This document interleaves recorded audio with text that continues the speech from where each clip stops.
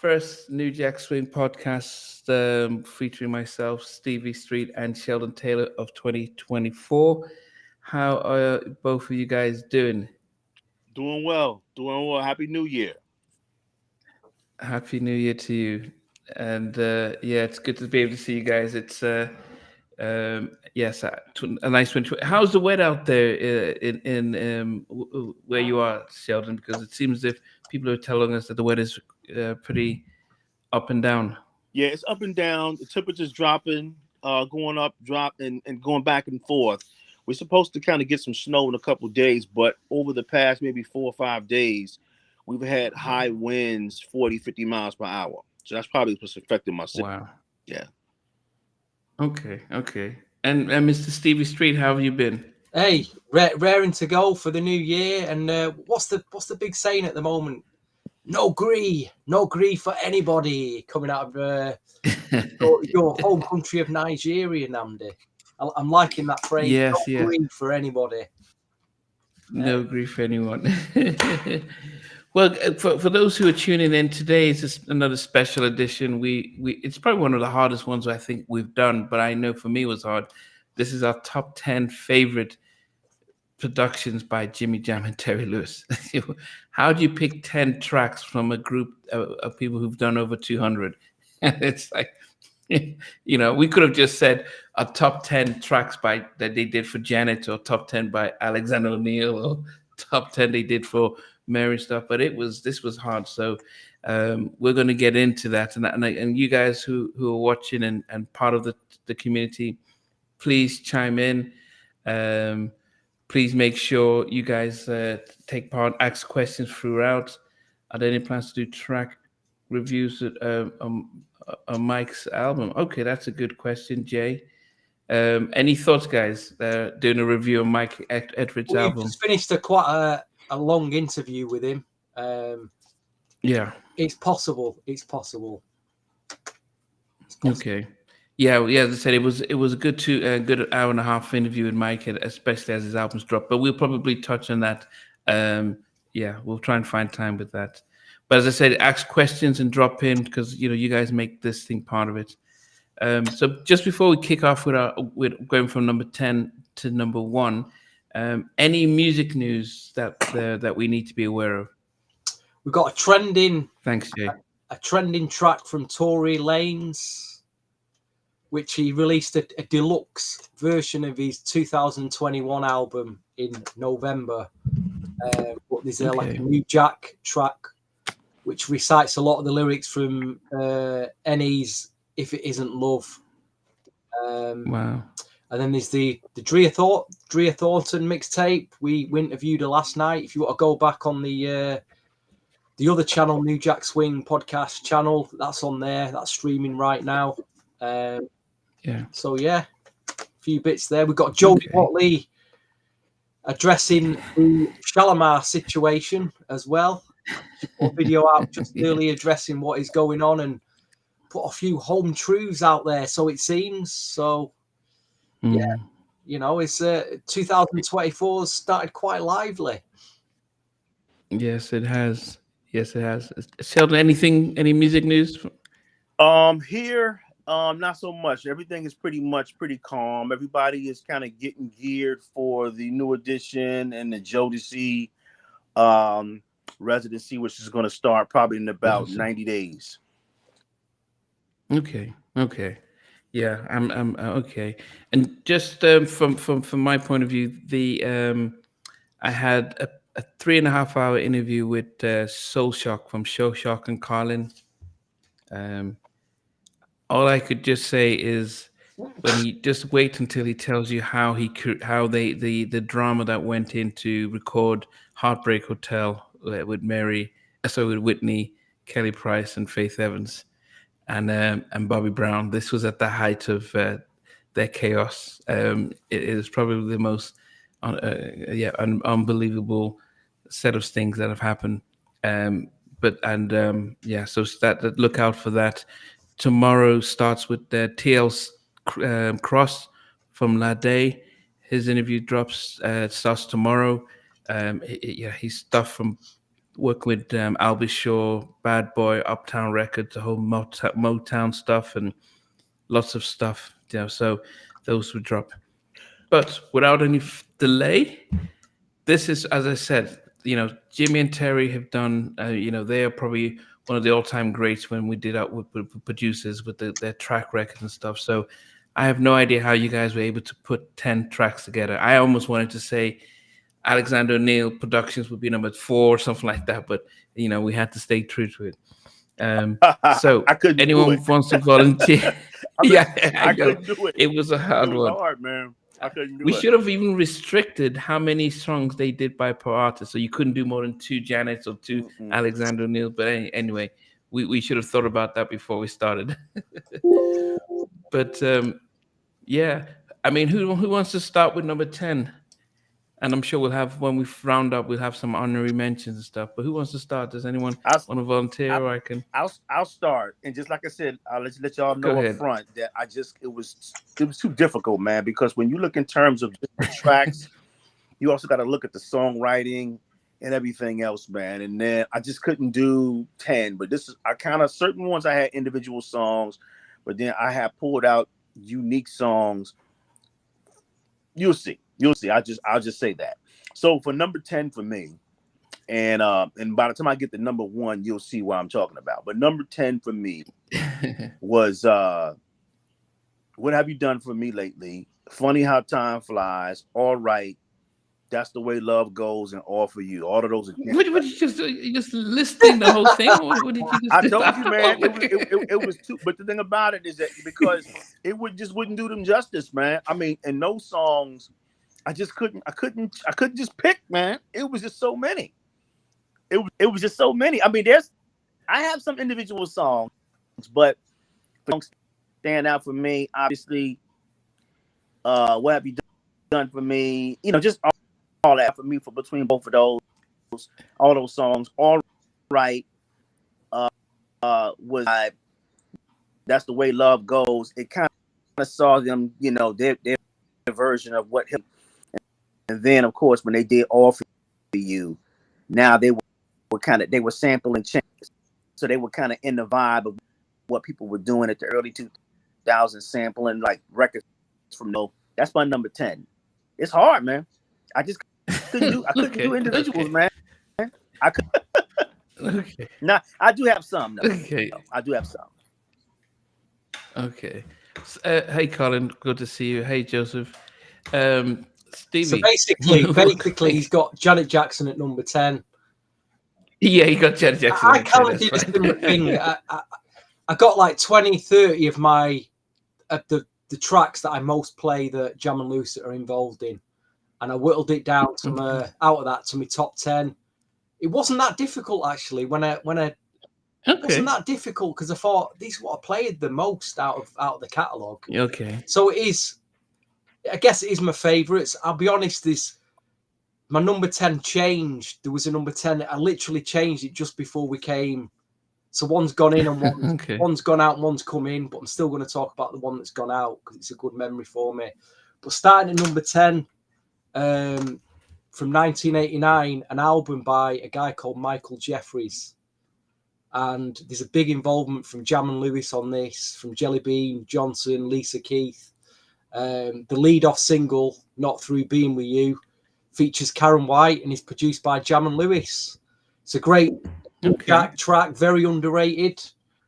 And like Sheldon, there's another track on here which called I'm Waiting, which is just an incredible record. So them two, highly, the new jackers should know about this album. If you don't, it is a gem.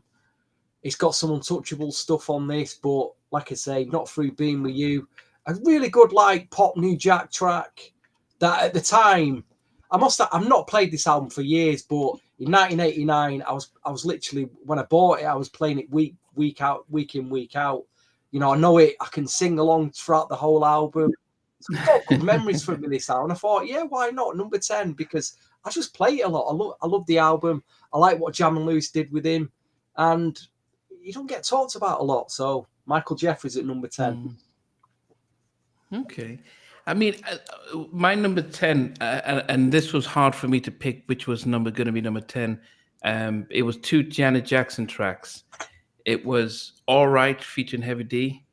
And actually, when I first heard it, I thought, oh, this must be produced by Teddy Riley because, that's hip hop with Janet. I just assumed it was a Teddy track. And then I found it was Jimmy and Terry.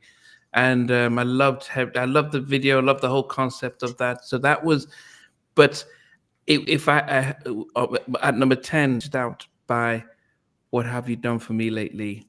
It was probably my first Janet track that I heard, and the whole and maybe when Eddie Murphy joked about that on his was it Delirious tour when he talked about Raw. Okay, when he talked about how women are saying "What have you done for me lately" and stuff. So I think that also invokes stuff that the fact that she's saying, singing in those type of words. So it made me start to think, like, what kind of, a song that really is addressing a relationship from that point of view.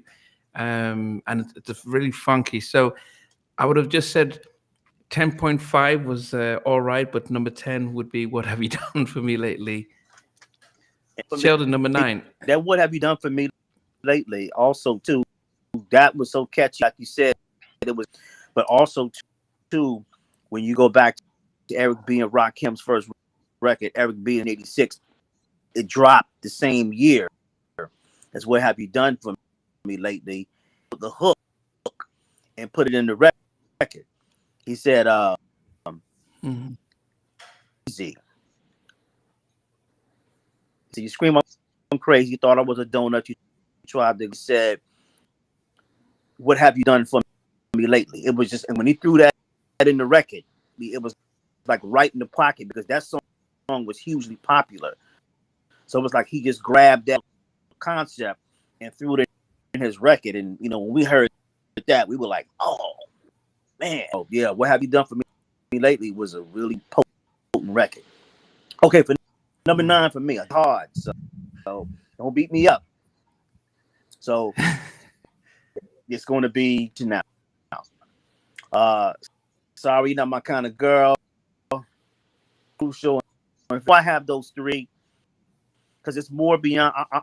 I'm digging into not just the production, writing, what they were able to do. Just unlike other, just how they were able to just go ahead and have concepts and have storylines actually within the scope of the song. So even though the beats, the production was great, Kind of Girl. I mean, I had never heard another type of record like that. Where normally the man is they put a twist on it to where the woman is pursuing the man, and the man turns obviously Crucial. I loved it, the production on that, and then it just kind of like, normally when you have a lot of love songs, the men are kind of like in a situation. Normally that type of space is like a ballad, but it was an up tempo. That's what it is for me. So you got the top 3 tracks from Any Heartbreak. What about yourself, Stevie? Yeah, I missed what he said there. Until the so he was I thought, who's he talking about? I mean, for guys, Sheldon, there's some severe weather in his neck of the woods, so he actually had to get off his laptop and then put on his use his phone. He says it's heavy wind, about 40 miles an hour. So yeah, so hence we're getting the sped up. The signal's gone there. We're getting the sped up version. Yeah, there's a lot of sped up of tracks. Kanye version. You get the Kanye production version. Okay. Chipmunk version. Number 9. Who did I put for my number 9? Well, they had a tremendous run with this group in the 80s. And I thought, how can you? They were in my top 10, and then I looked at my greatest hits, one of the greatest hits CDs that I've got from the SOS band, and I thought, you're kidding me? I've got to have some SOS band in my top 10. So I picked my 3 faves. One of them's from '82 called High Hopes, which they didn't actually produce that.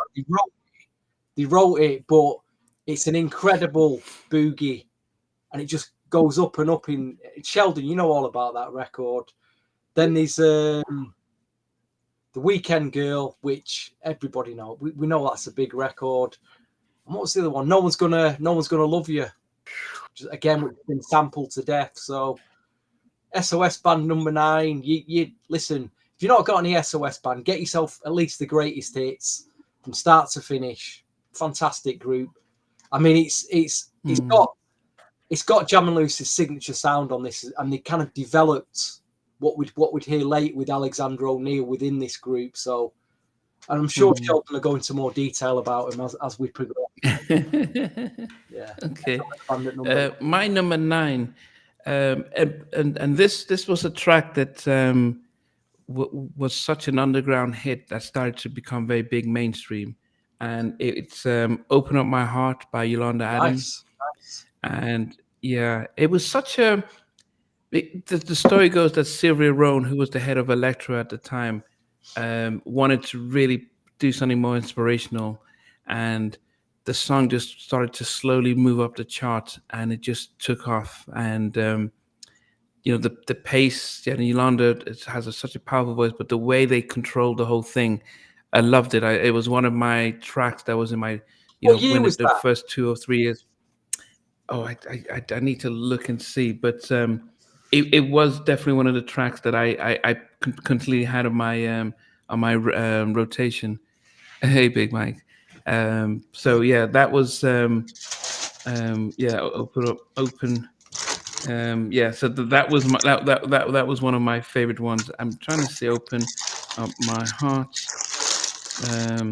That was like early 2000s or something like that. No, it was 99. Yeah, 99, 99. 99, right. Yeah. Right, okay. Yeah, it came out 99 to 2000. So you're right, Sheldon. It was such a, yeah, as I said, it was, and it just started to peak, and it's her biggest hits and everything.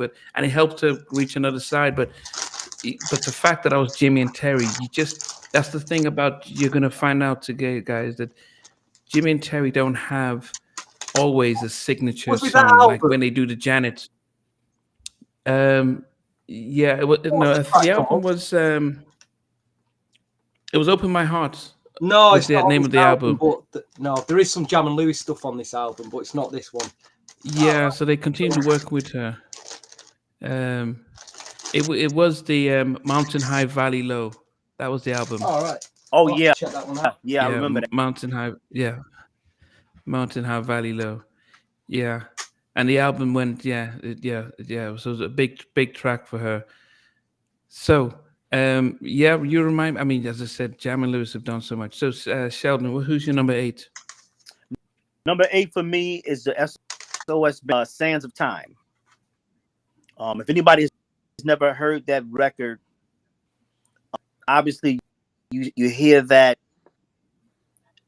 Jam and Lewis, man, their production word, if I can associate one word with their production, is sparkle. It's like glitters and it shines. It's slick. It's lush, easy on the ear. And then when they talk about the sands of time, another great concept, when they're talking about the sands of time, and just a very, very clever concept. So everybody. What's the song? What song was it, Sheldon? Because some it's couldn't hear. Sands of Time. Sands of Time by who? That's a West Band. Yeah, it was the title of one of their albums. It was, they did an album called Sands of Time. Yeah, very, very good. Just very great record. So you want to just go back, it's a great record. Again, like I said, they're very good of love songs. And so when they're looking at the Sands of Time, love, the longevity, that type of thing, but great song. So that's my number. Your number 8. Yeah, Stevie, what about your number 8?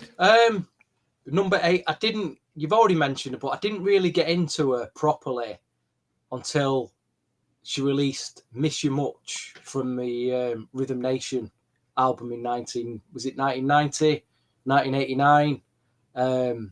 Obviously, I'd heard some of the singles from the Control album, but I think it was the Rhythm Nation album and what Jam and Lewis did on that album production wise, and the way they took Janet to a completely new level. So in my Janet Jackson list, I've got Miss You Much.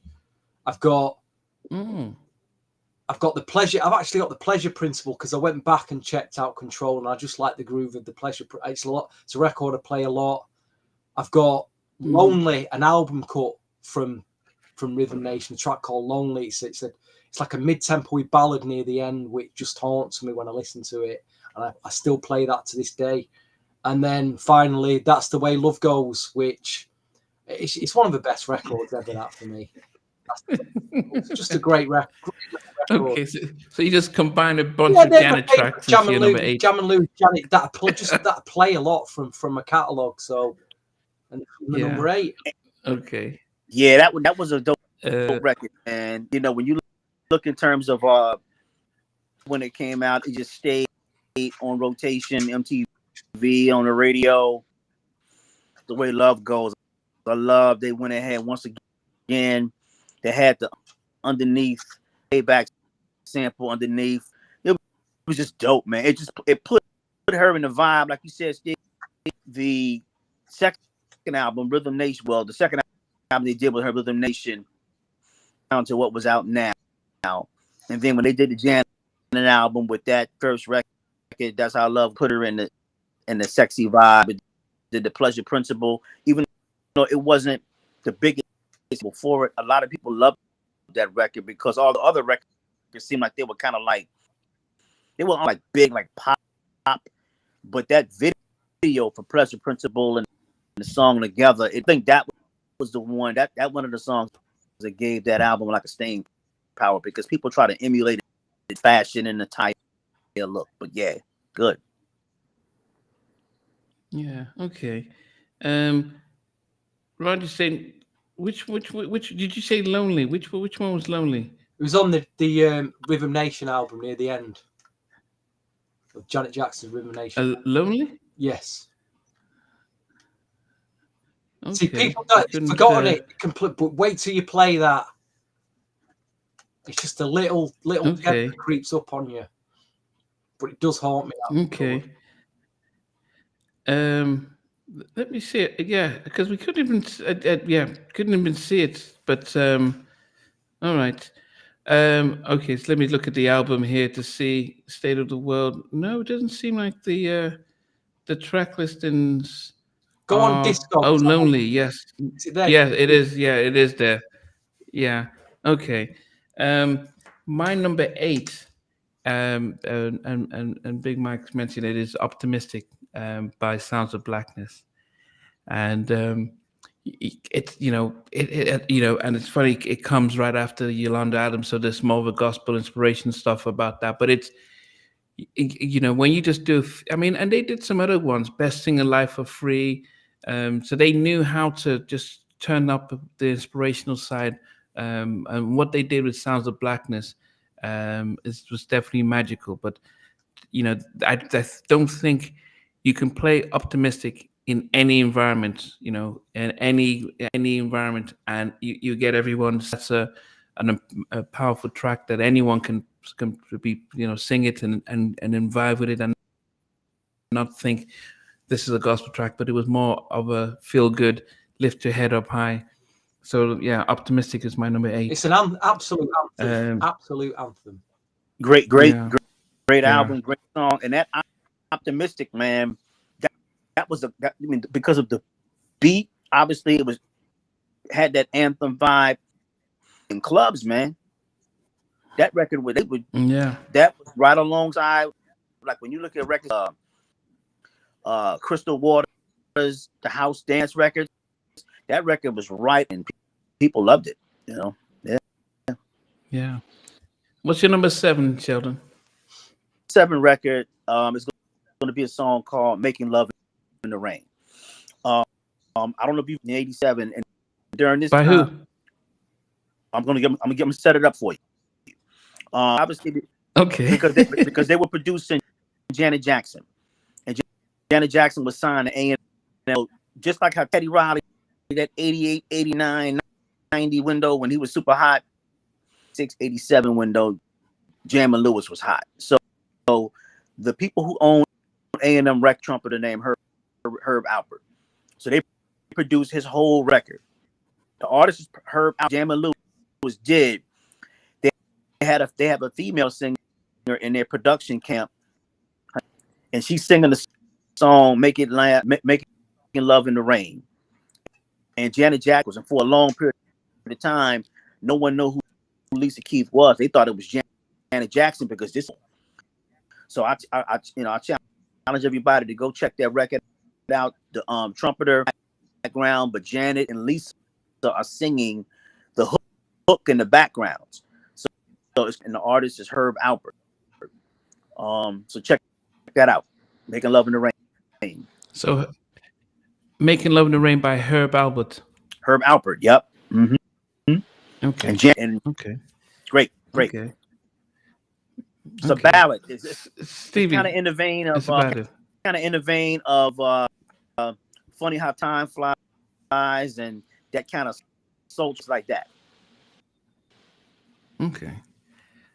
Stevie, what about your 7? I may have touched on this story before, but back in the early 90s when I used to hang out with my DJ best friend who introduced me to a lot of records, a lot of club nights, a lot of record shops around the city because I was just so young. He took me to a warehouse in Manchester called Power Cuts, and it basically stocked cut out deleted vinyl from America. There'd be like 4 shipments a year of rock, pop, soul, hip hop vinyl albums, and there was that many. They'd all have cutouts in the corner of the vinyl, and there was literally thousands of albums. They just ended up in this warehouse, and they were 99 pence each.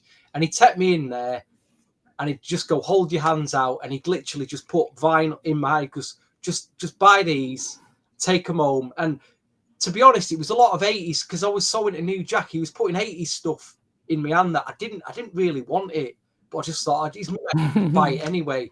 But I'll tell you what, I'm so glad he did, because in that pile at number 7 was Herb Alpert, Making Love in the Rain.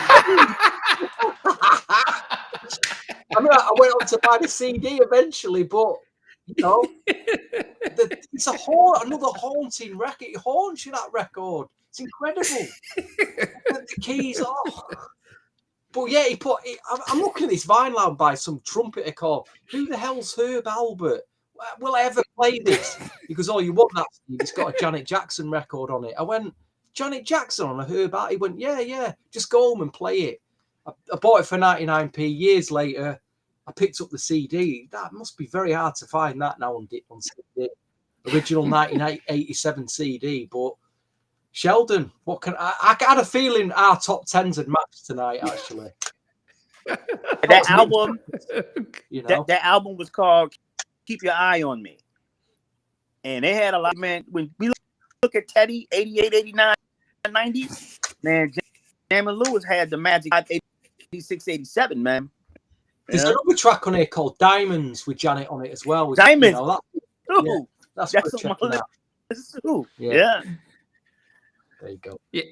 Okay. I wish I could say my Herb Alpert was also my number 7, but I'll be honest, I'd never heard of it. That would have been a bingo tonight. Imagine if that had been the first time ever.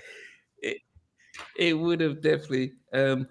My number 7 is one of the first 3 times this guy is going to be on this is Criticize by Alexander O'Neal. Amazing. I have to be son. I would have just said Alexander O'Neal and then list of 20 songs, but there were 2 other tracks that I'm going to have later on that are just magical. But Criticize. I'm looking, as a kid listening to that, hearing a guy saying, "Why you criticize me?" just didn't make sense. Like, well, we don't talk like that. Just the magic of Terry's writing and Jimmy's melody, then Alexander's delivery, because we had him in our top 10 favorite male singers because he was just very unique in everything. But Criticize. It's just a funky, catchy. The women's the harmonies at the back. Love the track. So who's singing in the love. background? That's the same person singing. Lisa Keith, one that's singing "Make It Love in the Rain." So if you love the harmonies on that, Okay. go back. Yes, You know, I'm gonna have to check it out. it's funny because when I got in my car yesterday went out to do a bit of shopping. I switched the radio on, and the first thing that came on the radio was Alexander O'Neill Criticise. And I thought, what a coincidence! We've got a Jam and Lewis thing coming up, and it just reminded me, like, this is like one of my all-time favorite records. This, and it's just playing right now. Yeah, Sheldon, who makes your number 6? my number 6, SOS Band, Weekend Girl. I'm gonna tell you, man, when you look in terms of ballads, right, male and female, it's you know, Jackie, you look at Weekend Girl. Again, lyrically, Terry is a genius. The song is about a woman. I call it a blue collar love song. And it's trying to seduce the woman, but she's so caught up in a 9 to 5 or whatever, and she's singing. And then at the end of the song, there's the dialogue. Bevan's talking, she's doing the talking, and the man seducing her, and they end up going out to the beach or whatever. But SOS Band, Weekend Girl, Terry Lewis's songwriting is, man, I won't say it's underrated because they got three, but his songwriting is genius. So anybody who never heard Weekend Girl, man, check it out. Just a classic. It's a classic record. Yeah. TL Cross worked with Jimmy and Terry for about a year and a half and did some productions for Yolanda Adams. So he talks about that.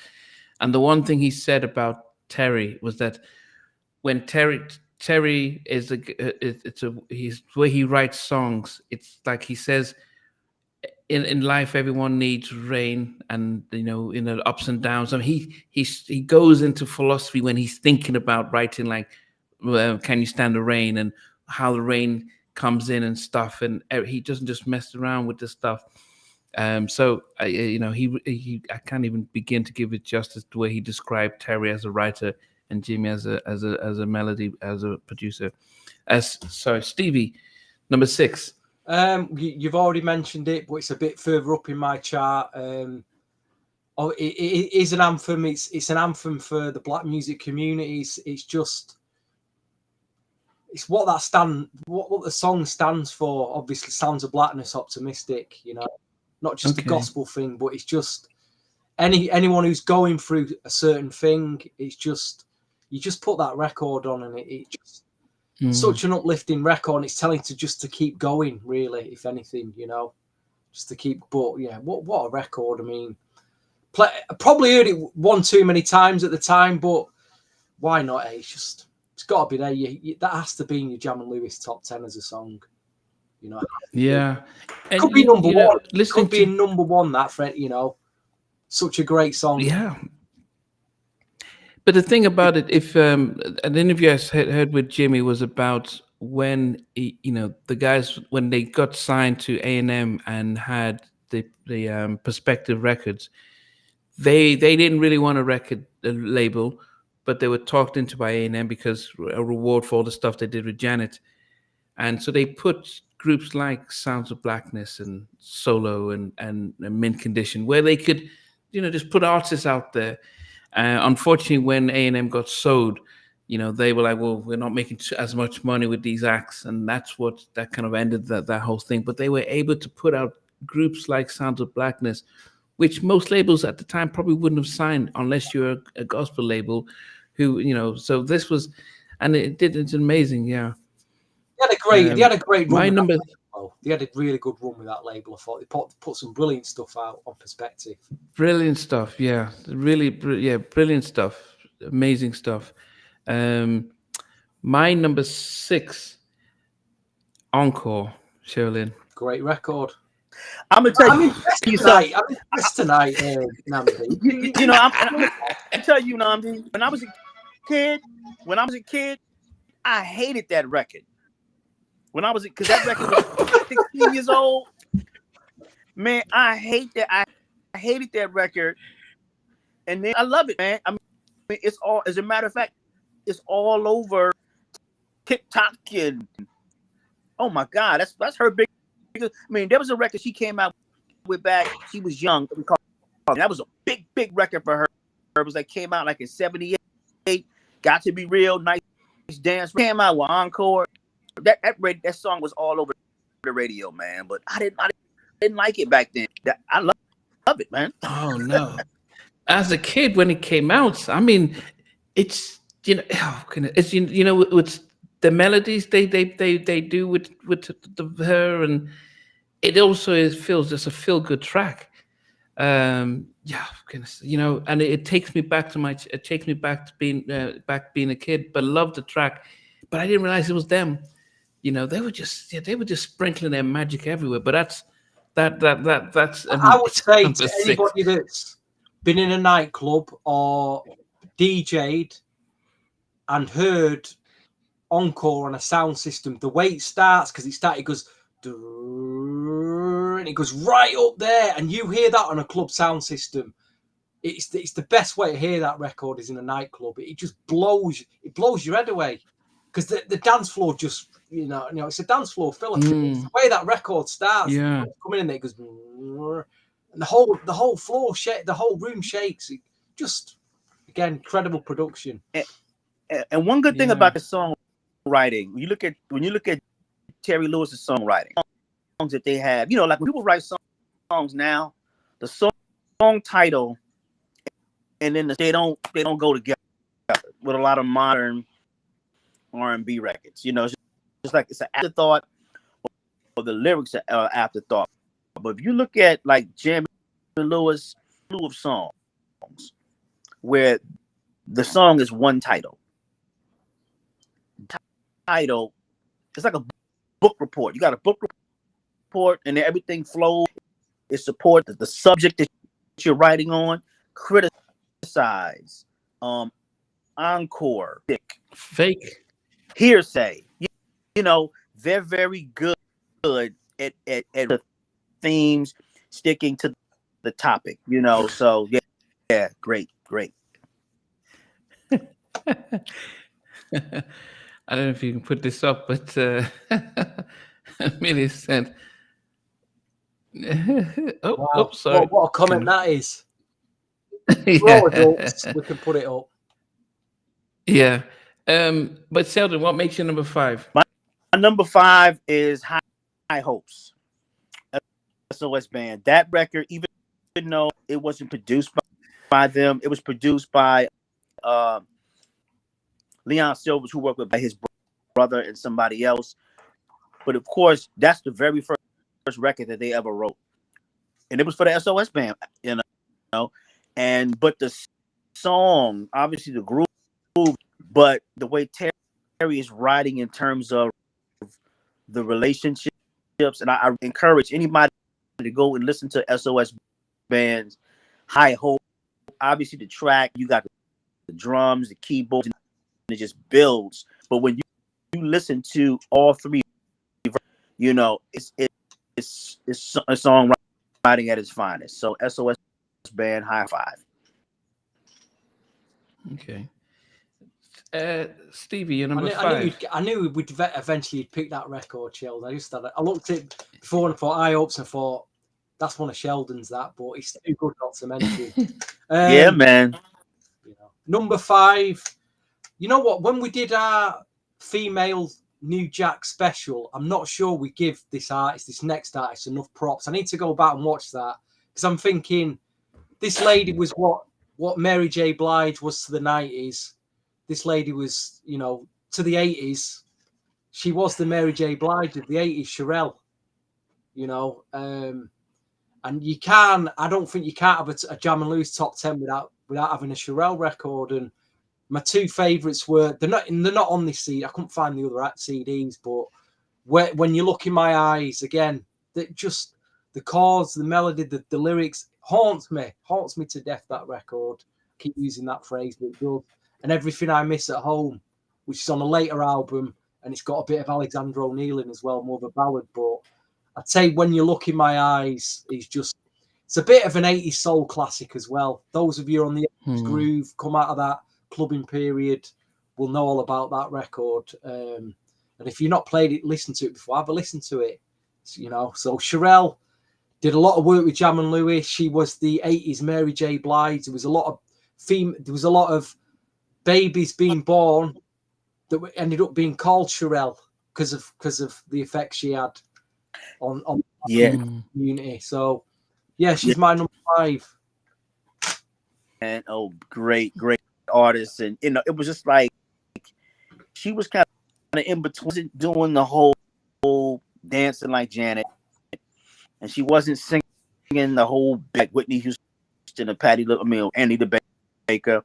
She was right in the pocket. Her songs were very great delivery, and she can pull off up tempos in those ballads, man.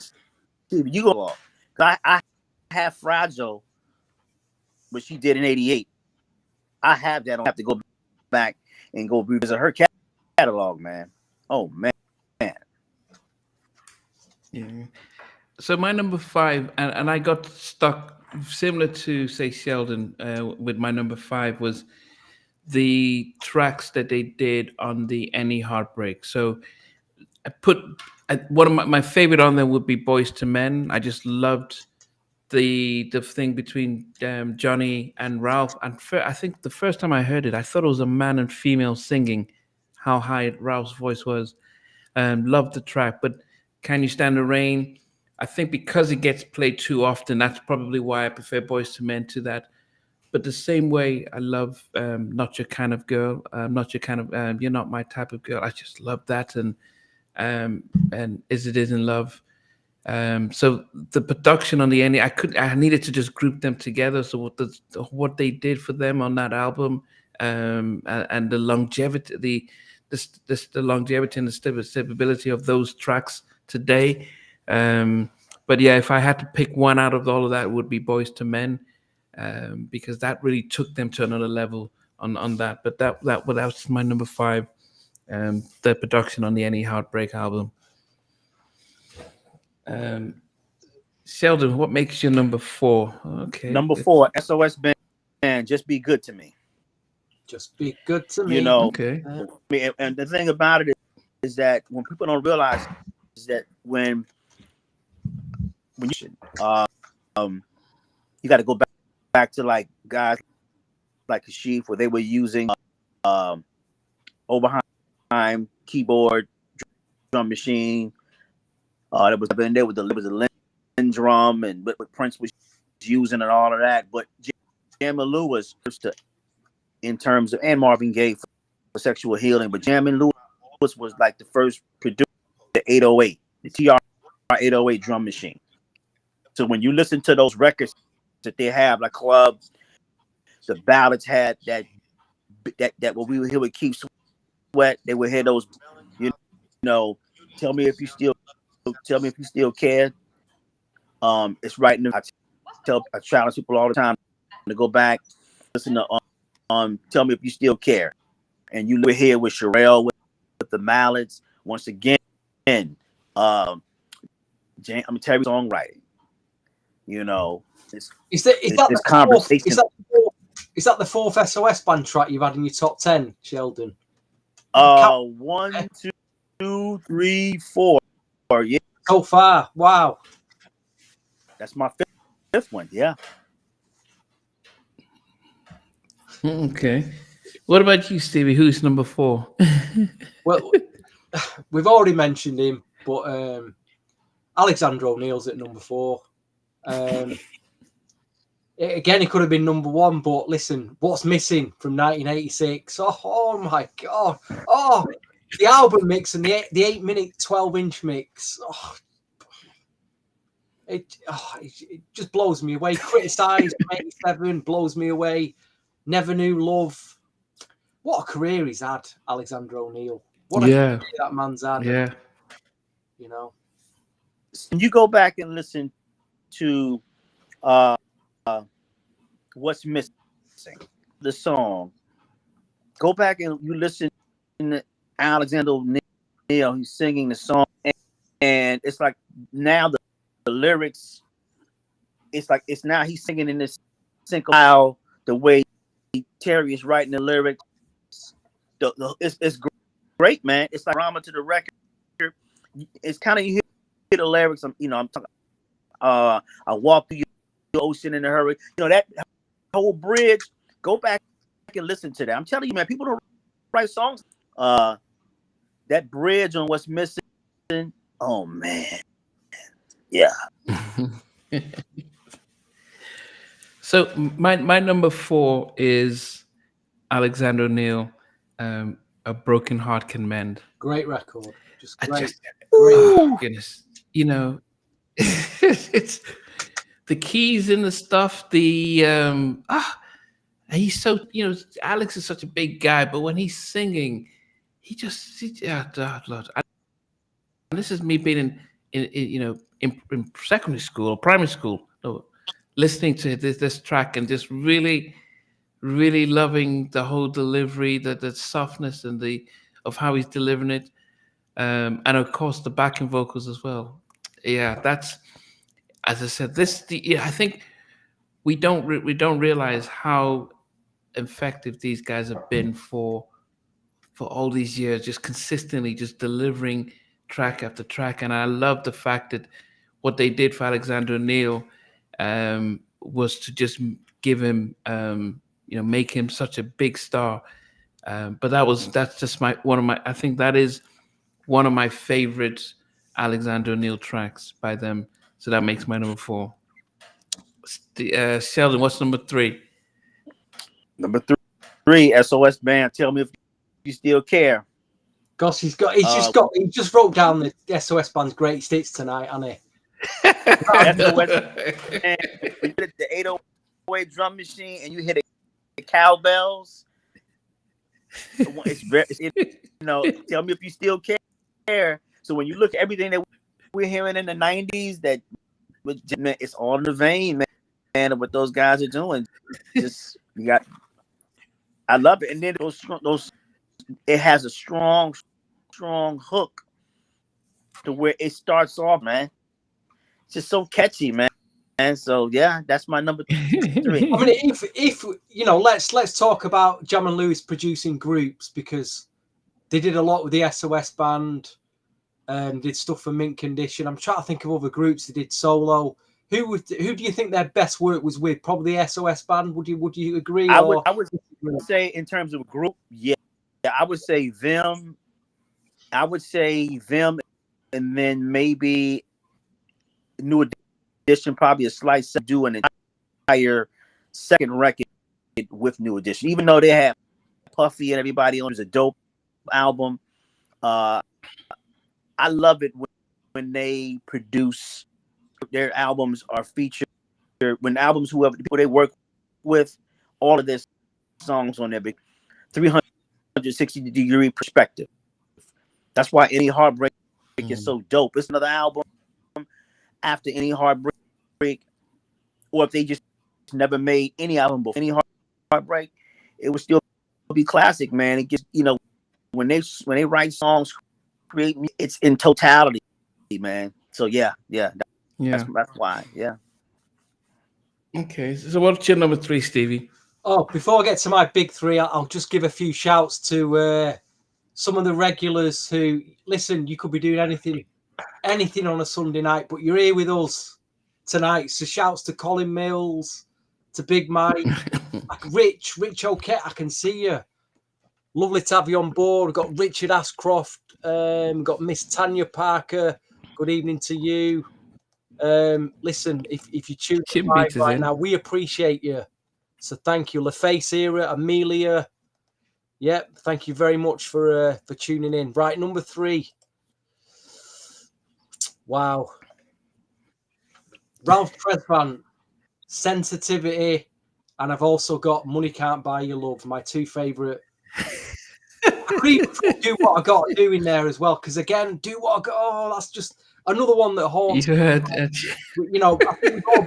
we've all broke up with a girl in the past. It's a kid. It kills you to do it, and that record just That, you know, but I think I've talked about sensitivity on you know, Yeah. our classic that is, and Money Can't. That's one for the new Jackheads. That one of really Jam and Lucy's best new Jack productions on Mo Money. Yeah. So number 3 for old Ralph, or young Ralph, or cool Ralph, or slick Ralph, however you see him. You know, Reserve. Yeah. Yeah. My number 3 and is and I know we've mentioned him quite a bit today. SOS Band, the what finest. is this comment from Amelia? This is just dearie me. Oh, I didn't see it. Okay.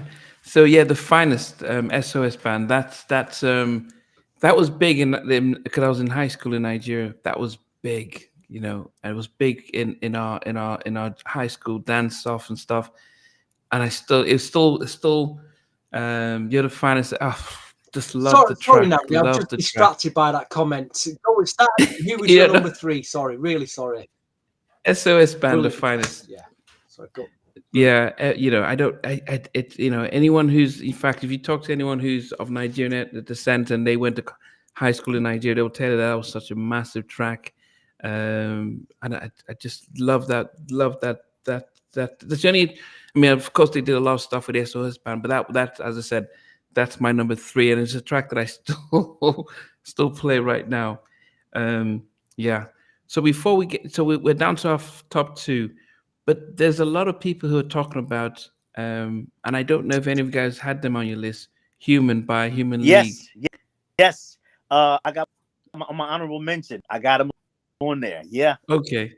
I mean, okay. After we do our number 2s, we'll do an honorable mention before our number 1s. Okay. So, yeah, Sheldon, what's your number 2?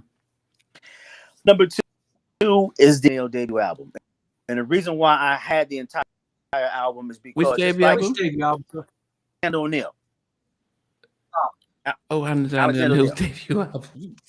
And the reason why I got is it's split down the middle, you know. And I'm dating myself, but when the album came out, it was on one side it was up tempos, the other side were the ballads, and powerful record. You were meant to be my lady, not my clever. But then those ballads, man. A broken heart can even what's missing was really dope. But when he you know, those ballads were great. His stage show, because there was one ballad on there, I can't forget the name of it. Stage, when he's performing in concert in the UK at the Hampton Podium, and when you see the video, there's a video and he's laying in the bed by himself, and he's just like he's got. You might be able to help me out. The ballads on the first album, A Broken Heart Can Mend, and what's the other two ballads on there? Yeah. If you were here tonight, this bed is too big. That's the one when he has the bed. You with one more. I mean, he's known for 3. Alexander O'Neal is known for 3 big tracks, really. Criticize. The one you just mentioned there before, Nandi. If You Were Here Tonight. A Broken Heart. No, If You Were Here Tonight. But Sunshine was. No, If You Were Here Tonight was Criticize Fake. Huge. And Saturday Love with Sherelle. They're the 3 main tracks that Alexander O'Neal. Sunshine was very big, though. Sunshine, people. Not as big as If You Were Here Tonight. If you were here tonight, it's on every 80s soul compilation you could ever manage to pick up. It's always there. You know. Yeah. But was that your number 2, Sheldon? That's my number 2. Yep. Wow. What about you, Stevie? Number 2. Had to be, didn't it? Had to be New Edition. The that Any Heartbreak album is so far up my list of 1 or 2 that number 2, I could put the whole album. I could mention the whole album. I'll just mention my faves. You're Not My Kind of Girl, Can You Stand the Rain, and Boys to Men. Them the 3 picks. But then again, Crucial is one of my all-time favorite 12-inch mixes. But that was Jelly Bean. But he wrote that as well. So number 2, New Edition, man. Any, you know, and all the tracks on it, you know, just because I've grown up with that album, and it, you know, it's not an hard choice, is it? Not a hard choice at Yeah, all. yeah, they took them to another level with that album. Totally. Yeah. My number 2, I don't. Yeah, it's Saturday Love. Oh goodness. You know, they talk about just being one verse and that they sing over, but just the blend of the two of them singing. Oh goodness. And this was also big in high school in Nigeria as well. Loved it. Saturday Love. And it's still played now. If you go to, you know, if you go to a Nigerian party, they just have to play that Monday, Tuesday, Wednesday, and it, yeah, it's still. And then when Alexander comes in, oh goodness, yeah, just loved, yeah, it's weddings and stuff like that. Saturday Love, it's just magical. You know, that's an amazing sort of duet. But it's, you know, and I think they, yeah, I think I've been trying to get Jimmy Jam on the show for forever. He does follow me on IG, but yeah, it's been hard trying to get him on to go through all these tracks with him. But Saturday Love is it's number 2 for me, like classic track. So Sheldon, before you get to number 1, we need to go through your list of honorable mentions. I'm sure there's a lot of them, and I've got some as I'll well. be So, what yeah, makes your honorable mentions? quick. Obviously, honorable mentions everything that they did for Johnny Gill. Everything. Also, on my honorable mention is the Force MD's Tender Love. That was that one. Then another SOS band record they did called Borrowed Love, the great way of Terry Lewis writing in a, if you ever hear the record, listen to it and listen to how the Mary Davis she's singing it night straight away. It's more like a syncopated style song, so she can't live on borrowed love, which is a great phrase. Terry Lewis is writing, Morris Day, Fishnet. It's in one where Jimmy Jam and Terry Lewis could also write with humor. Diamonds. You hear Lisa Keith and Janet Jackson on that one. Keep Herb Alpert, Sherelle, Everything I Miss at Home, Mystic, Boys and Men on Bended Knee. That's like their version of writing. When we heard from End of the Road and all that, the records that Babyface and LA wrote, guys, Love Is All We Need. Very, very good record. They put underneath there, which is good. And of course, Human. You got to realize that people, the output, how prolific they were from 84, 5, 86, 87. They were like an assembly line, man. But Human, because I remember Human League before them, and they had the whole "Don't You Want Me, Baby" that were out in the early 80s, which were cool records, man. But when they came out with Human, all over R&B radio, man. Big record for them. So those are my honorable mentions. Okay. Before you get to yeah, I wonder if you guys can see this. So Jimmy, oh, you can't see that. So Jimmy Jam has just posted a thank you on IG because yeah, what's his name? TL Cross gave them talked about watching them perform, so he just gave a thank you and stuff. But before you go for your top, your number 1, go for your 10 down to 1 for those who are just joining in. Okay, so my what have you done for me lately? Funny how time flies. All right, that's the way love. Number 9, New Edition. Sorry, Not My Kind of Girl. Crucial if it is SOS band. Sands of Time. 7, Herb Alpert, Making Love. SOS band. Weekend Girl. 5, SOS band. High Hopes. 4, and me. 3, SOS Band, Tell Me If You Still Care. 2, the debut album. Okay. And then what makes you number one? You ready for number 1? Okay. The entire album. Again, when The entire what? Hearsay. Oh, Alexander O'Neill Hearsay. Yeah. And what makes that album Great album. Is because the album is like, even when you look at the second one, the first one is like a concept album. It's a concept album to where all of the songs tell a story. So he starts off with having problems with his girlfriend. What can I do to make you love me? All the way to Crime, Sunshine, and then Fake was really, really, it was really funny, humorous way. Criticize was obviously a big role. Yeah, and I gotta say, I forgot my last honorable mention. This album, My Gift to You, classic, man, classic modern Christmas album. Okay.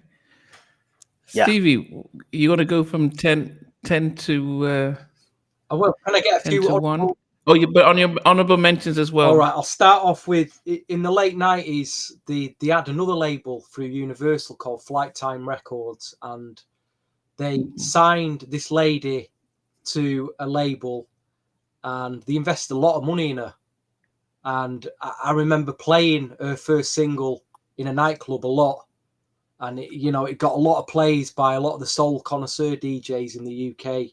And the story goes is, like, when they launched her album, they did an album listening party, which they invited the who's who of people to come down and check her out as a new artist. And apparently, I think the story was she was really late, or she didn't even turn up, or she was late. And after that, they dropped her. They literally dropped her, and she was going to be at number 10. And then I remember Michael Jeffries, and I thought, well, the fact that she turned up late to her own listening party, and the fact that some of these artists who are interviewed don't even show up sometimes, I thought, I'm gonna take her out of my top 10. That's a little private joke there. Called Angel Grant.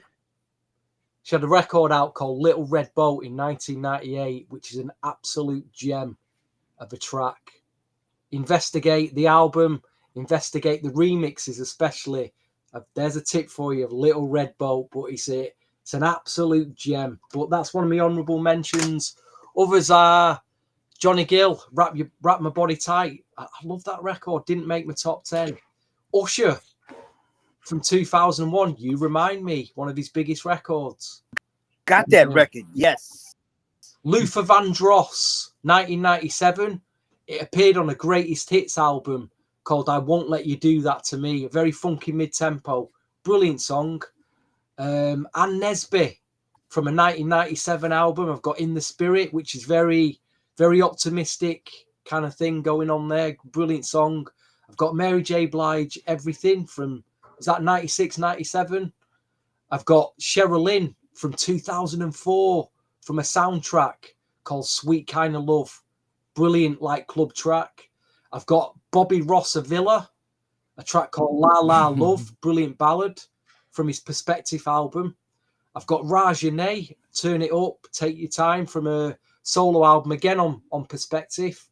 I've got Low Key, Got a Thing for You, Hey There, Pretty Lady, Sweet on You. I've got Mint Condition, Breaking My Heart. I've got MC Light, Ice Cream Dream, and I've got Karen Wheeler, I Adore You. Oh, brilliant records that we've not read tonight.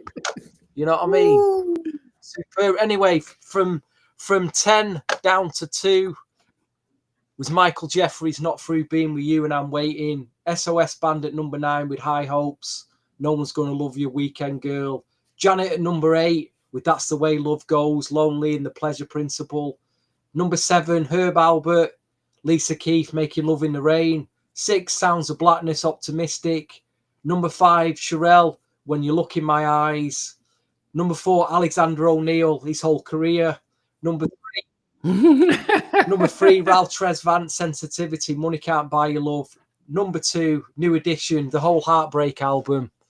And at number 1, listen. There's only one. There's only one number 1. There's only one record that can be at number 1. There's only one record that can be at number 1, and it's got their hallmark sound. It's been sampled. It was the benchmark that's been used. You hear it in Ralph Tresvant record. You hear it in Sam Smith records. You're hearing it in so many other records. But it's Human League, Human. It's such a simple song, but it's probably the best song. Here you go, Colin. There's no it's just simple. There you go. One of the greatest pop records ever made. What else do you need to say? There's the CD from '86. And Steve, when you background vocals, that's Lisa Keith. Yep. Wow. Okay. Wow. Okay, you threw me with that one, Steve. I didn't think. Listen to this. People were saying Human League enough. It's just wow. Their best records. They don't give the full credit. Actually, what does it say? Yeah, just the flight time tunes. There's not enough credits in there. That's all it is. That's all it is the booklet. Yeah. Wow. Did they do the whole album, Steve? Yeah, they did the whole album. Jam and Loose. The whole album, they produced it. So. Yeah, goodness. I mean, if I go for my honorable mentions, Tender Love, such a beautiful ballad, such a for Force MDs. No More Drama by Mary. The whole build up and the whole emotional, the way it goes up and stops and slows down. Usher's You Remind Me. Nandi, they took that song, they took the hook from the soap operas, The Young and the Restless. That's what they sampled. Oh, dun, dun, dun. Yeah, okay. There's a track that you guys might not remember that Jimmy Jam and Terry List did. And I'm not talking about the Ice Cube's debut, Ice-T's debut album, but I'm talking about Slow and Sexy, Shabba Ranks featuring Johnny Gill. Yeah. Yes. Slow and sexy. Yeah. I mean, yeah. I mean, just Jimmy Jam and Terry Lewis doing a reggae track. Dance, right? Yeah, with Johnny Gill. I mean, that just shows that Teddy's my all-time favorite, but I've always had to throw my hat down to Jimmy and Terry just because that they just can go anywhere and just dominate in any category and stuff. When I was doing my research, done too many. Do you know what I missed as well? What we would have all missed these. They did a record for Sting called, what was it? My Funny Friend and Me. It's on a soundtrack and it uses one of the New Edition records, and I think it's the melody from I'm Still in Love with You. You can hear it going all the way through this Sting record. Wow, I gotta check that out. Yeah, My Emperor's Groove soundtrack it's on from 2000. And they also did 2 tracks for Rod Stewart from 1996. Okay. A couple of ballady mid-tempos, which are very, very poppy, but very credible. Very credible. Rod Stewart. Yeah. So, like I say, they were just so versatile. Yeah. They are. I mean, in fact, there's some other honorable mentions of definitely any other stuff they did with on Perspective. So that's Sound of Blackness, solo, Mint Condition. I love the whole More Money soundtrack. The things there, but also the stuff they do at New Edition. They just really know how to get the best blend from them. Even they Home Again album, Still in Love with You. They had some other big tracks that were there. But if I go through my top 10, I start off with Janet Jackson's What Have You Done For Me Lately, but that was closely followed by All Right featuring Heavy D. Number 9 was Yolanda Adams' Open Up My Heart. Number 8 was Optimistic, Sound of Blackness. Number 7 was Criticized by Alexander O'Neill. Number 6 was Encore, Cheryl Lynn. Oh, beautiful track. Number 5 was the Any Heartbreak sort of production. So although Boyz II Men was probably the better one for me, but Can You Stand the Rain and Is It Isn't Love and Not My Kind of Girl. Number 4, A Broken Heart Can Mend, Alexander O'Neill. Just amazing. I'm naming tracks that these guys did in the Arsenal. Number 3, The Finest, SOS Band. Number 2 was Saturday Love by Cyril and Alexander O'Neill. Number 1 is my all-time, one of my top 5 all-time favorite songs, On Bending Knees by Boyz II Men. I think that's their best out song. Let's give It's much your better top than 10 a round of applause here, Andy. A round of applause, mate. It's one of your best top 10s, Nope. I think. It's one of your best top 10s. Well, because Teddy's not it, but I love On Bending Knees. I just love the whole story and the way it goes. And One Year coming in at the end, and it is an amazing track. And as I said, my favorite all-time favorite Jimmy and Terry track, and that makes one of my top 5 favorite songs ever. But we do have to admit that these guys are just in a league of their own. And as much as next week we're doing. What about the Christmas records they did? Yeah, the Christmas records. Yeah, they did Let It Snow. I'm sure they did Let It Snow for Boyz II Men. No, that was Brian McKnight. All right, I'm getting mixed up then. Well, they did Alexander O'Neill Christmas album, didn't they? Yeah. So. Okay. Yeah, but you know what? Next week we're going to do our top 10 favorite LA and Babyface track album, and you would see that there'll be some similarities, or you could tell an LA and Face stuff. You can sometimes tell a Teddy. But what we've just uncovered with Jimmy and Terry is just that there's just too much work that they've done.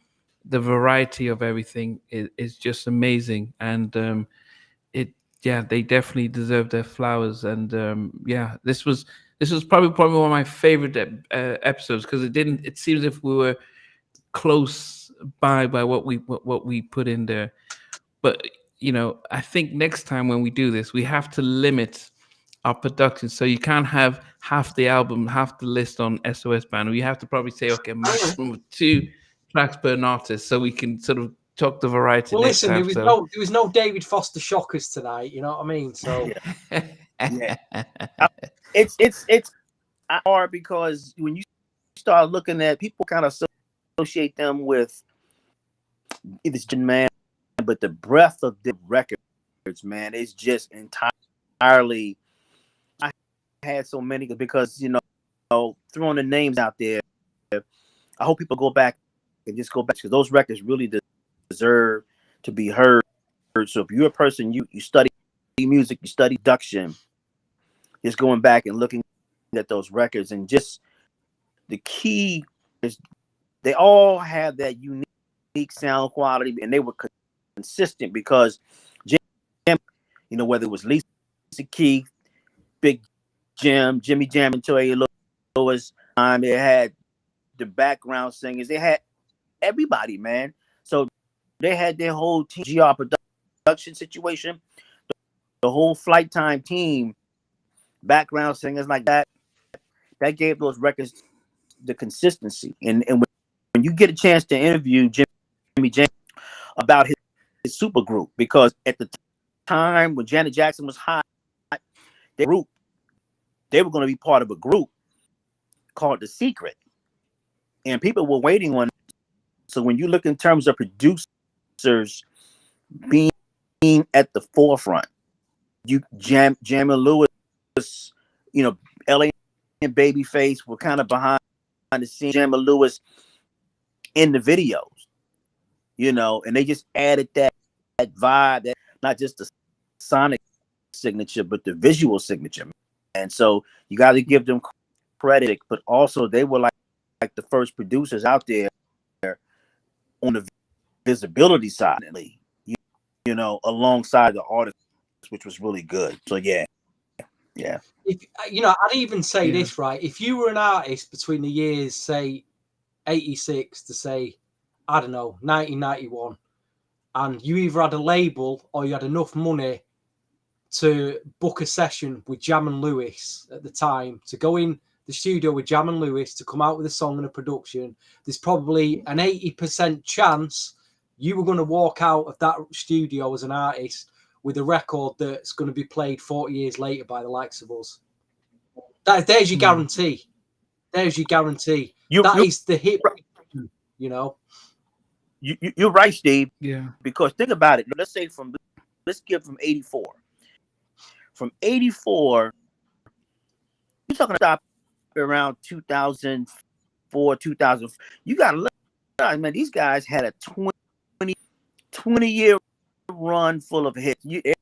Some hits after that, but if you 2004, even if you just back it up a little bit, these guys had 15, at least at a minimum, 15 years straight full of hits. I'm not talking about if you got Motown, they got multiple songwriters and producers or whatever. He had his window, LA Babyface, but man, when you look at their team, that's almost 20 years worth of hit records, man. Yeah. The literal assembly line. Yeah. I mean, as I said, it's yeah, you know, and they've created that image, you know, with the hats and the suits, and you know, those who know them well understand that the secret to their success is their friendship and brotherhood. There's no formal contract. There is no egos in their relationship.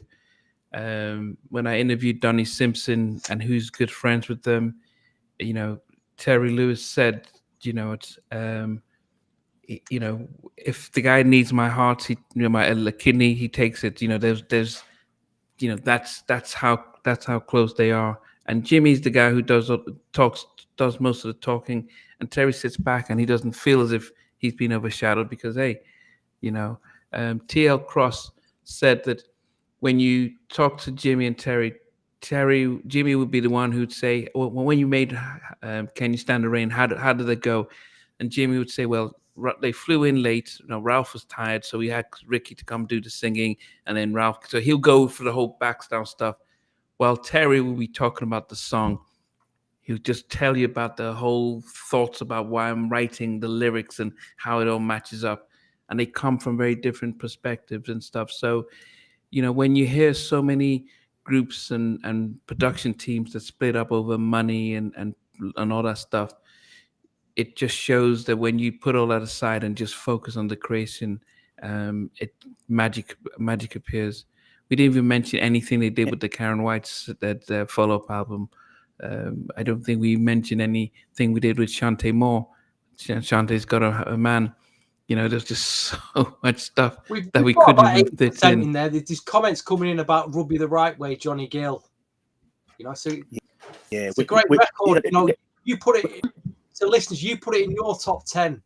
Didn't make my top 10, but it still wrapped my body tight. You know, Johnny Gill and Johnny Gill records are just great records. It's like, and well, Johnny's one of your all-time favorites, Stevie. So I know that you, it'd be my New Jack top 10 of all time. But does it make my Jam and Lewis top 10? That's it. That's the thing. That's what I thought about.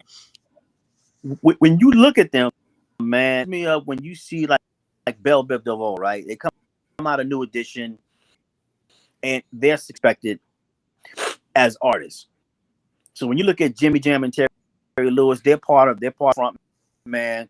Prince is writing all the songs, and these guys are just trying to spread songs, and now they're producing the SOS band. They're not getting paid. They're going out, they're doing production on the side, and they get caught up in the snowstorm, man. Back for a Time concert. That's where the whole suits and the whole image comes, a throwback to the time will look. They get caught up in the snowstorm in Atlanta, man, and they can't get back.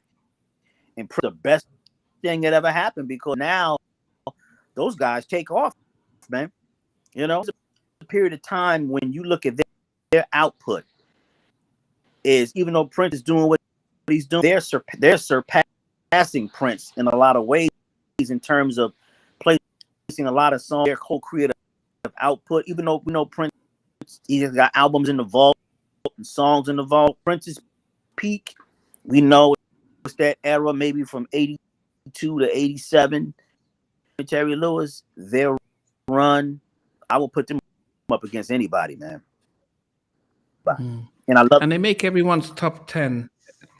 They make everyone's top 5 producers. So all the producers that I've interviewed, they always say Jimmy and Terry will be in the top 5. You know, they may have Stevie in there and stuff, but Jimmy and Terry will always be in the top 5.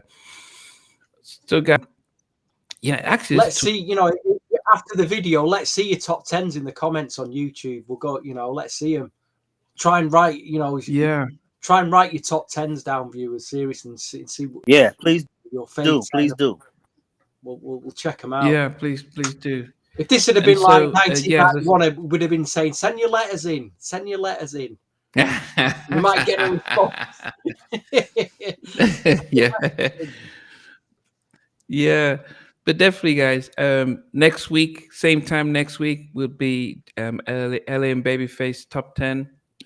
Well, interesting really because we're going to have an hour and 20 minutes. I thought we'd have been here till about 2 a.m. doing this top 10 actually. Yeah, well, we've done really well to fly through it. Yeah, no, and you know what we for those of you guys who missed our Christmas edition where we invited people in to come in and talk, we'll once we in February we're going to we have an opportunity to do it again, where when you guys can come in and talk and share your piece and stuff like that, so you can be part of that. Yeah, then after LA and Babyface, it will be Teddy Riley. We'll have to have some rules because we can't have all Whitney Houston, LA and Babyface, or we can't have a whole Bobby Brown. We have to limit it to 2 songs per artist because I could easily just stop or Karen White would just have her whole album. So we will limit it to 2 songs per artist. We definitely do it. So at least we can comment here. Dallas Austin top 10. That's in the pipeline. Yeah, Dallas Austin. We've got an Untouchables top 10. We'll probably have a Kyle West. Yeah, Kyle West. Yeah, I mean, I think So the 3 of us we're gonna talk about, because after LA and Babyface is Teddy Riley, and then there's Untouchables. There could be Neptunes and Timbaland, but we'll look in that. So next week, LA and Babyface top 10 productions, and we'll take it from there. But guys, we're going to go offline and have an hour's chat about things we don't talk about live. So that's what we're going to do. Yeah, now. That is the strange thing, because we would probably, if we could, stay on and actually, do a Cat Williams segment and just Cat Williams talk. Review.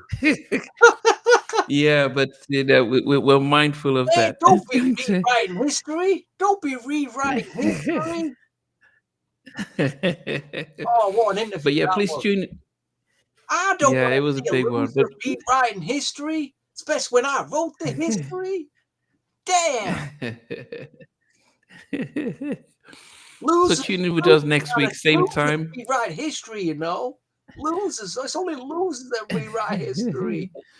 Yeah, yeah. The whole Mr. Potato Head, yeah. Well, Steve Harvey might be listening in, so hence we don't want to go too much in that. But we'll, as I said, we'll do our production next time. As I said, Ellen Babyface, Teddy Riley, and we'll decide afterwards and stuff. But you know what? As we always say, guys, is that you guys who tune in and make the comments really help make the show as well. Because when we picked these, even the category today, it was from previous episode when people said, "Hey, what about this and that?" And having you guys along the journey does help us as well. So we appreciate it, and hopefully next week will be even as much fun as well. So Stevie, Sheldon, any final words before we close up? Thank you for tuning in and listening. We appreciate you. That's all I got to say tonight. Really appreciate your time.